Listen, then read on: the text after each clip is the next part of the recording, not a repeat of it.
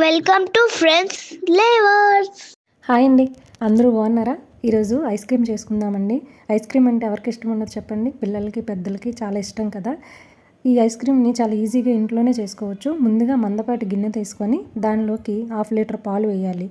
పాలు బాగా మరగాలండి. ఓ 10 కాజులను తీసుకొని వెన్నీటిలో నానబెట్టి మిక్సీ పట్టి ఆ మిక్సీ పట్టిన పేస్ట్ని ఈ పాలలోకి యాడ్ చేయాలి. ఈ కన్సిస్టెన్సీ రావాలి అండి.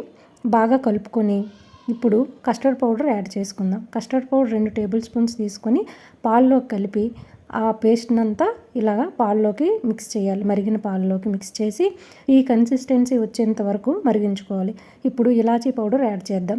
ఇలాచీలు తీసుకొని 3 ఇలాచీలు తీసుకొని షుగర్లో వేసి జస్ట్ మిక్సీ పట్టి ఇందులో వేసుకోవచ్చు.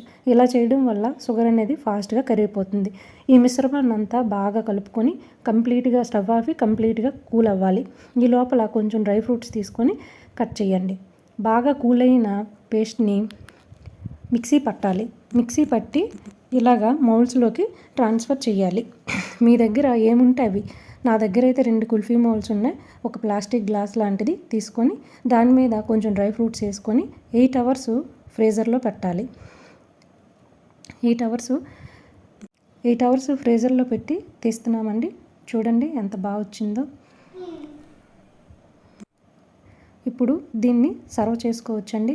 చాలా ఈజీగా ఇంట్లోనే చాలా సింపుల్గా మనకు దొరికే వాటితోనే చేసుకోవచ్చు.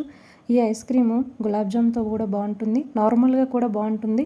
బయట ఐస్ క్రీమ్ లాగే టేస్ట్ ఉంటుందండి. చాలా బాగుంటుంది. ఒకసారి